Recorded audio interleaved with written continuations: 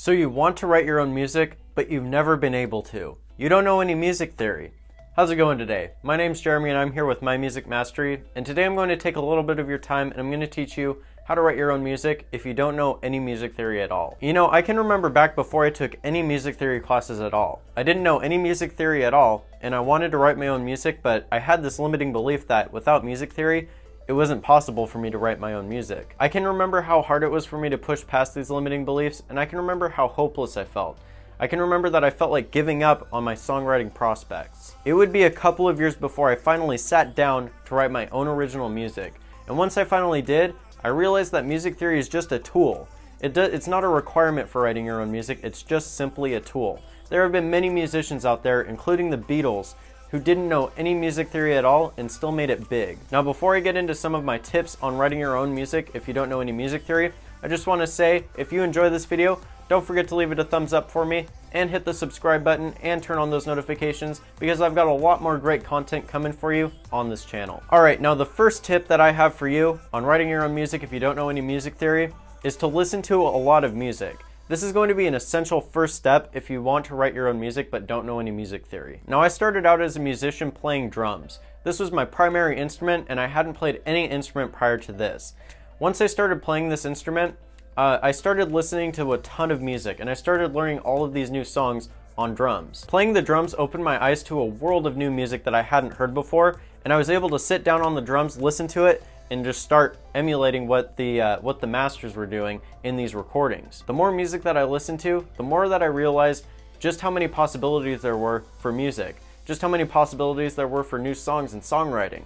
And this really opened a ton of doors for me. I started thinking in terms of new instruments. I wanted to pick up the guitar, I wanted to pick up the bass, and I wanted to learn how to play piano as well. Once I started to listen to music from this perspective of thinking in terms of different instruments and the composition as a whole, I started going from merely listening to the song, listening to the melody, to visualizing what the musicians were playing into this track. I started thinking about all the components of the song, the instrumentation. Once I started to do this, my mind opened up to all of the possibilities, like I was saying, and it truly changed how I was approaching music and how I would approach songwriting in the future. Ultimately, when you're listening to other people's music, you're seeing what works and what doesn't work. You know, there's some music out there that's really not that great, and when you listen to it, you can analyze it and you can see what's not great about it, what doesn't work. But then there's also some amazing music out there that when you listen to it, you can think, what is amazing about this song? What elements of this song really move me? What is it? The story? Is it the melody? Is it the chord progression? There's all these aspects of music that once you start analyzing them, you can start seeing what works within them, and then you can start emulating that same thing in your own music. And this goes right into the second point, where once you start listening to more music, you need to pick up an instrument and you need to actually play along with that music. This is going to open so many doors for you, and you're going to be able to see what, for your specific instrument, whether it's guitar, piano, drums, whatever, you're going to be able to listen to what that specific musician did, and you're going to be able to play it and emulate it on your own instrument. You're going to see some amazing results once you begin doing this. Now, this is really how I learned both drums and bass guitar. You see, I would sit down at the drum set, I would load up a song, and I still do this to this day. I'll sit down, I'll put on a song, and I'll just start playing along with it. When I wanted to pick up bass guitar, I wanted to learn a pitched instrument rather than just a percussion instrument. So I would do the same thing. I would open up a guitar tab, or a bass tab rather. I would load up the song and I would just play along to it. I would figure it out. So this is what I recommend you do if you're, number one, if you're picking up new instruments that you want to learn, just play along to songs. But number two, like I said, you're going to be able to see the foundation, how these people played in that specific instrument into their song, and then it will get your songwriting. You'll be able to take aspects of that and put it in your own songwriting. Now, the next thing that we need to do if we want to learn how to write our own music but we don't know any music theory is we need to write a chord progression.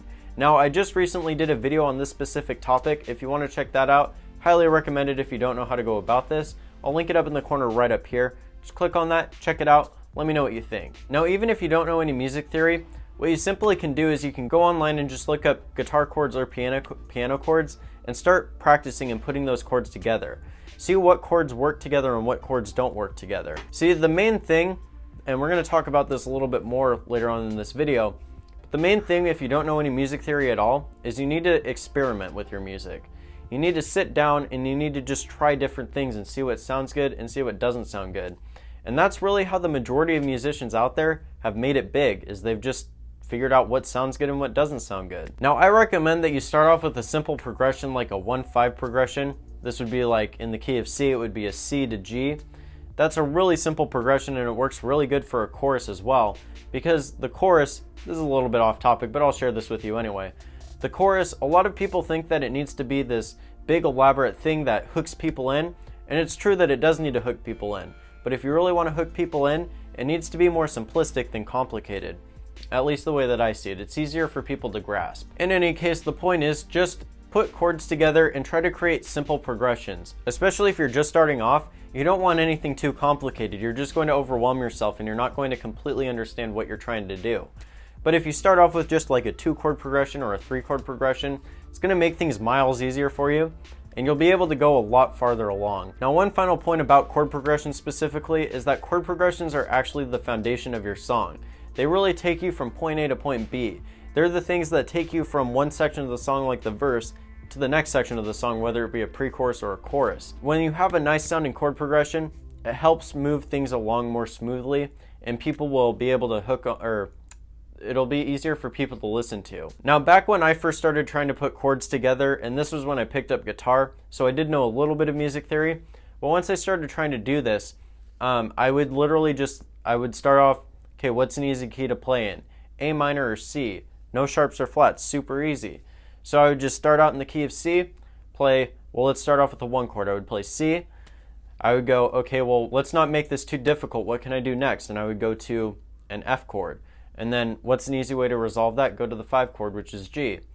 Super simple. That's all that I would do. So I would take this same approach. Just start off by putting simple chord progressions together and see what it sounds like. Experimentation is key. Now that's actually the next point. Experimentation is key. If you approach songwriting as if there are no rules at all, because really sometimes music theory can throw restrictions on you. So if you approach it as something that, well, there's no rules, I'm just gonna play whatever the fuck I want, then you can just experiment and see what sounds good, and that's the key. I've said that many times in this video. Just play something and see what sounds good, and you're bound to find something really cool if you do that. By taking this approach, you're going to be able to find things that nobody else would have been able to find, because a lot of other people are thinking in terms of music theory, and there's all these restrictions, and it's so stressful because you can't break the rules, you know?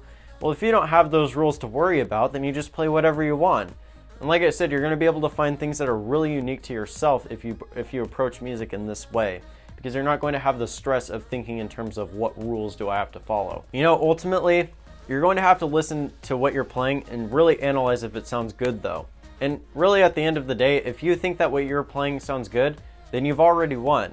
Because so many musicians, they'll play something, they'll write a song, and they'll sit there and they'll think, God, this is complete garbage. I don't want to, this is terrible. And then they just give up. Now, to really know if what you're playing sounds good, you have to model success. You have to look at those who came before you and model what they did. Now, I can remember a time that I did this, and it was actually back when I was in middle school. I had a band back then that was called Last Century, and it was with, it was me and 4 other friends of mine. And I remember one day we were having a practice, and we wanted to write our own music. We wanted to write our own original songs. Now at the time, the only instrument that I played at the time was drums, okay? So I didn't know anything about pitched instruments, basically. And so I had these ideas in my head, and I had to vocalize them to my friend that played guitar in the band. And he would kind of figure out along the way as well. He had his own ideas, of course, too. I don't remember the song, but I remember we wanted to write this song that started off with this really like slow, kind of have like a chorus effect on the guitar, I think it was. And it would just kind of like strum through the chords or whatever. And then everything kind of stopped. And then all of a sudden we would go into this like upbeat rock song. It was really cool because we were just experimenting. You know, we were just kids. We didn't know anything about music theory. We didn't know anything about songwriting at the time. And so that's really the approach that you need to take. Put your mind as if you are just a kid, just starting off playing your instrument or just starting off writing your own songs. You don't know any music theory, but if you're a kid, you're not worried about people judging you or how good your song is or any of that crap. You're just worried about playing your music and experimenting with a new song. Now, my next tip is to go through my songwriting process, especially if you don't know any music theory or you don't know if you're just starting off songwriting. Now, if you go down below this video in the description, you'll find a link to my Smash It Secrets PDF. Essentially what it is it's my songwriting flowchart. It's gonna take you step by step start to finish on writing your own music. I've also gathered some other resources in there for you, like some sample chord progressions that you can just pick a key, plug those chords in, and start writing your own song. Now all that you have to do to get this PDF is go down below this video in the description, click the link down there, and I'll send it to your email inbox 100% free. Now once you've found a chord progression that you like and you've started adding some different rhythms to it and some different time signatures, you can record your progression and you can start listening to it on loop, and you can start writing your lyrics, and you can also start writing your melody as well. And really this is going to make things significantly easier. Again, just experiment. I'm not going to go into how to do these things specifically in this video. I have done a video on writing your own lyrics though, if you want to check that out. Another thing that you can start doing is you can start adding in all of the other parts that you want to have, whether it be a bass guitar, drums, or if you want to add in some synthesizer parts like symphony parts and all of that. Add in some really cool elements, filling in those cracks that are missing, and really just start making your song more unique to yourself. Now I just want to say that filling in all of the other parts in my song is one of my favorite things to do with songwriting, and that's because I started experimenting with all of these really cool instruments like horns and strings and Hammond B3 organs and pianos and weird instruments like djembes or didgeridoos or whatever. You start using all of these weird instruments and finding ways that you can put them into your song and create some really cool things. Alright, now my final point is that if you don't know any music theory at all, I highly recommend that you begin learning music theory. Now I know that this can be scary when you're looking from the outside in, but really music theory can take your music to the next level, because rather than doing things by accident, just experimenting and finding things that sound cool, you can begin doing things with purpose. I'm going to say this again. Music theory is just a tool to help you get to your end result. It's not a necessity. It's also not something that I recommend that you just use to write your own music. It's just a tool that you can have in your tool belt when you need something, when you're stuck. You can look to music theory and it'll help you find those answers that you need. I know that for myself, before I dove into music theory, it was really scary. And then once I started learning it, I remember I struggled with it for the first few months because percussion and drums were my main instrument and I couldn't read music at all. I didn't understand melody writing, I didn't understand chord progressions. I remember I didn't even know what a chord progression was, let alone a chord. It was scary for me. But once I started going at it, I started practicing. Of course I was in college, so I had homework that I had to work on and all of that. But once I started learning it, I realized just how not scary it is. Whatever the opposite of scary is, I realized that it's not as scary as it seems. And that's what I want to leave you with. You can go about writing your own music if you don't know any music theory, but as you go along as a musician, as you grow, I recommend that you at least learn the basics of music theory. Music theory has helped me understand what I'm doing when I'm writing my own music, and I know that it will help you understand this as well. Alright, there you have it. That is how I would go about writing my own music if I don't know any music theory at all. Now again, before I let you go, if you did enjoy this video, be sure to leave it a thumbs up and hit the subscribe button and turn notifications on, because like I said, I've got more great content coming your way on this channel. Alright, that's it for me. Thank you again for watching this video, and I'll see you in the next one.